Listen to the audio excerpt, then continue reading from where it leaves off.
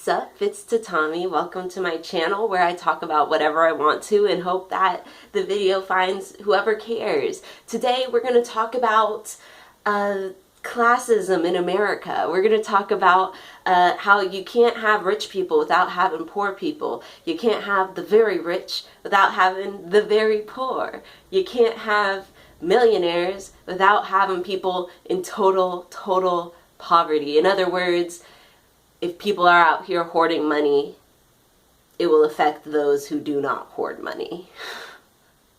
We love money hoarders, don't we, here in America? We love a good hoarder. We love a good hoarder story, I think. You know, we love that hoarders show, and we get judgmental when it's certain things people hoard. Other things we have a little more understanding, but nothing has as much understanding as money hoarding.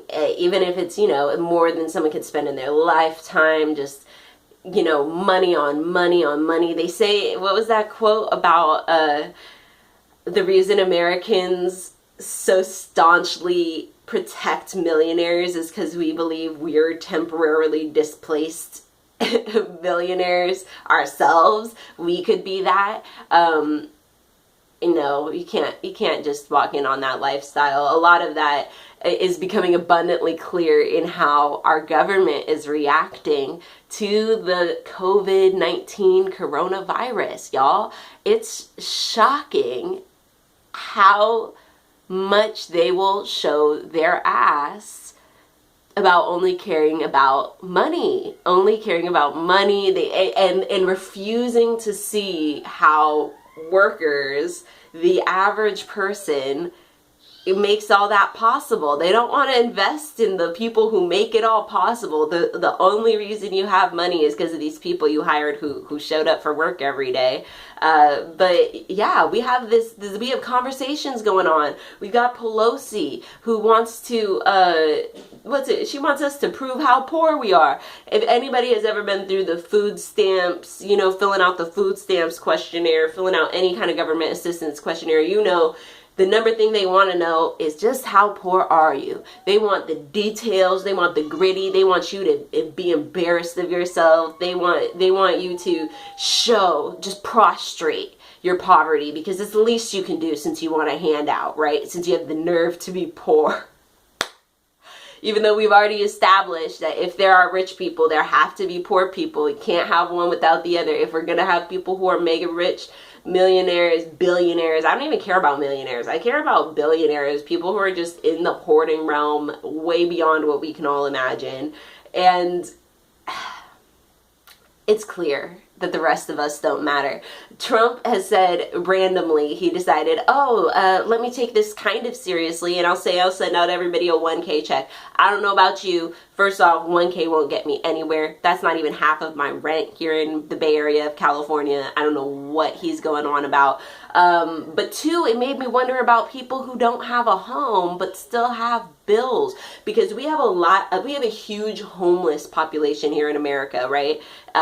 If you have been homeless in the last 5 years, or, you know, you've worked with the homeless in the last 5 years, you know that the image of the homeless person has very much changed in the last 5-10 years of America, you know, whereas most people might think of one of those really elderly people with like a shopping cart shuffling down the street. A lot of the homeless have kids. They living in their car. They living in the shelter. They're working. The majority of homeless people in America work. Something like 65-70% of them work, which is just the saddest, craziest thing, you know, of working and trying to keep yourself clean and do all that while homeless. So I'm just curious, you know, what's the deal with them? They have to prove how poor they are. Where do they get sent their check? Is, you know, then there's also the other layer of like the stock market, because that's rich people shit, right? They're trying to get the rest of us to care. But and there are, you know, the average person might have a stock or two, but you weren't devastated the way rich people were, because, you know, they've been taking their bailout money, they've been taking their personal money and investing it in stocks, which all is fine and dandy while the stock market's doing great. But when it's suddenly not doing great, they suddenly within a week need a bailout. I don't get a bailout within a week. They're still discussing whether I get a bailout. And they're like, well, maybe if she shows how poor she is, she can have a bailout. If she just grovels enough. Even though they know damn well who made under 100K for the last 5 years running, they know damn well, they have all that information.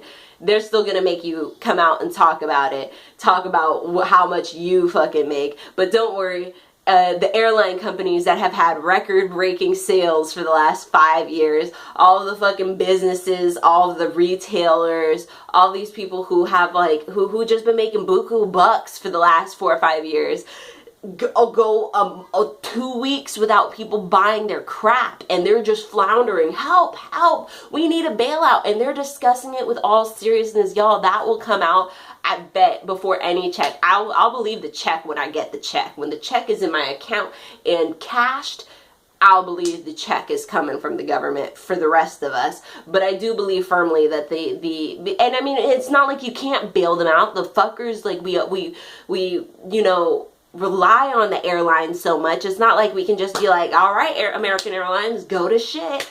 United Airlines, see ya, Alaska Airlines, oops. You know, we can't just fucking do that. Why? Because we all rely on you and we expect you to do good business practices. But whenever you guys get money, instead of investing in better equipment, instead of investing in the workers around them, our corporations invested in their own damn stocks, and then the stock market crashes, and we're all supposed to feel so bad for them. Oh, did the stock market crash again? Every time the stock market crashes, they're just there, I'm like, y'all can't even last 2 months, huh? I'm supposed to have enough money to last 5-6 months, but y'all can't even last a week without profit. Dig into your savings. Dig into your pockets. Now's when the going gets rough, and always ain't easy getting into business. And it's funny that the airlines get to go on and on when I know for a fact all across this nation, due to the lockdown, there are people who are running their restaurant or their little mom and pop shop, you know, day by day, weekly to weekly, and they've just been devastated. They've just lost everything. There's a pizza shop out there in your neighborhood that just lost everything because they had to miss a couple weeks of work. But the airlines want me to feel bad when they fucking make billions of dollars. I don't feel bad. Like, I don't feel bad. Y'all, it's just crazy out here. It's crazy out here. I love Instacart. If you know me, you know I love Instacart. I bought it for myself for my birthday last July, and it was the best birthday present I've ever gotten for myself. Y'all, you pay $30 for groceries, and if you're an Express member, it all gets to your house for free. You just paying for the food and the tip, and that's if you want to tip. I always tip just because I get food from Foods Co., which I know it's got to be in like Daly City or something. It's not, there's no Foods Co. close to me, but somehow I can order it on Instacart. So I always give, you know, a few extra bones. But you can't even order on Instacart right now, y'all. You trying to order on Instacart, everybody decided all of a sudden that they wanted a membership. I can't even order on Instacart right now unless I want the food at 4 or 5 days in advance. That's how far out you got to go. And you know, you go into the grocery store, everything's gone. The poor people are panicking, and rightfully so, because every time we look to the news, the rich people are just like, my money, my problems, my money. And you're like, we're all starving out here. You're telling me not to go to work. And if we do send somebody out to work, we got to do a whole procedure when they come home, hoping that we didn't bring some kind of virus home with them. You know, it's just, we out here panicking. People out here panicking, buying, like, y'all, the grocery stores are empty. I've never experienced that at the Chinese grocery store that's right by my house. I go to this seafood grocery store, and literally lines all the way to the back of the store. Every aisle just filled with lines. Shelves are empty. Rice is gone. Like, just normal shit. Potatoes are gone. All the shit that's normal is just gone. It's just a fight. It's a fight for survival. Nobody knows what the fuck is happening. And with the really sad part about all this, bringing it full circle, is that it don't have to be like this, y'all. It just does not have to be like this. It doesn't make sense that the United States is crumbling like this. It does when you know us, like, right? Like, we know ourselves. If you know yourself and you're honest with how Americans are, you, just like me, knew that it was going to be every man for himself. I didn't think toilet paper, I mean, toilet paper, diarrhea is not even a major symptom of the COVID-19 virus. I'm not sure where the need for toilet paper came in. They could have bought bidets, they could have bought cloth rags, but instead they stocked up on toilet paper to last until August, and apparently they're going to need to. That's what Trump's saying. Apparently they're going to have to. I hope you feel real foolish if you look at something in 2025 and you're like, oh yeah, I hoarded that during the fucking virus, the pandemic.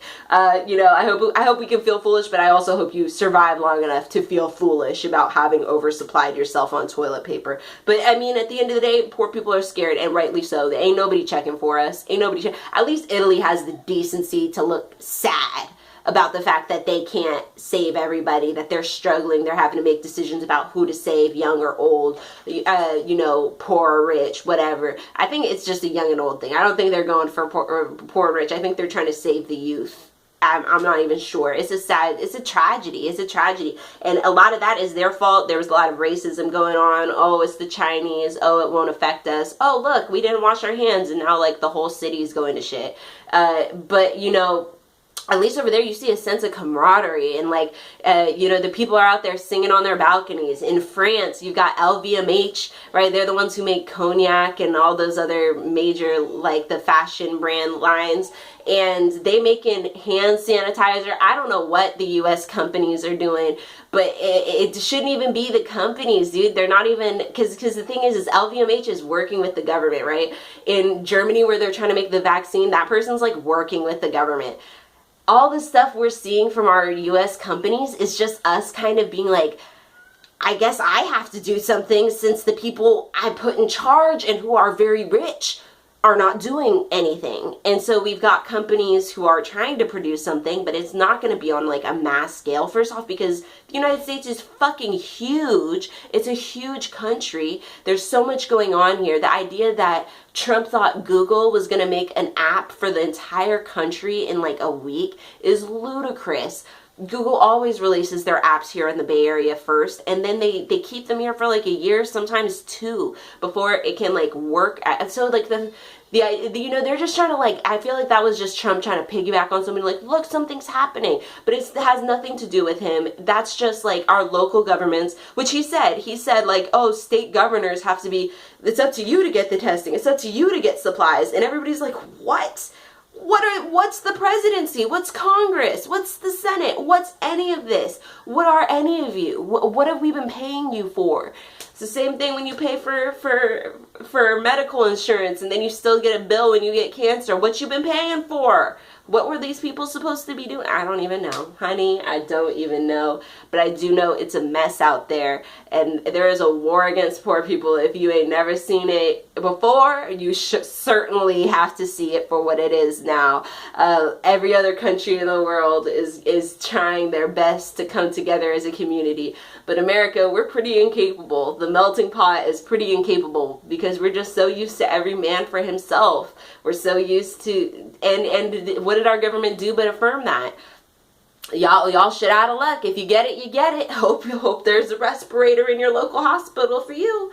And so yeah, everybody's gonna just panicking. It's every man for himself. Like our president made it clear. Anyway, y'all just stay safe. Stay safe. That's the point of this message. It's scary out here. There's a lot of stupid shit. I hope we get a check. I hope that check is $5K a month for the duration of lockdown central at your home. All of California is on lockdown. Luckily PG&E, like this is just companies doing the right thing because they know like there will be a revolution. I swear to God, there will be hell to pay if they keep bailing out these companies, especially in a situation like this, and don't bail out people. But anyways, PG&E thankfully is not shutting off any things for the foreseeable future. I just talked with somebody this morning and she was like, yeah, we're not shutting anybody's stuff off. If you owe something, you're not shut.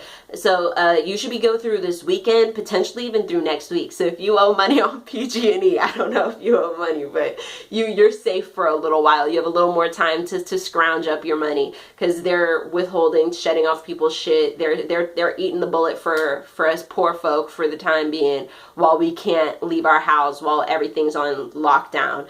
And which is what I hope our government can take note and stop dicking around and trying to punish poor people and just issue the checks and then retroactively tax us later. Y'all know how to do this. Like I said, this is all simple. It would be a click of the button on the computer, but they want the bureaucracy. They want the paperwork. They want you to have to write all that crazy shit out instead of just sending you the money and then you paying your taxes like a good citizen next year. This country is so hard to love.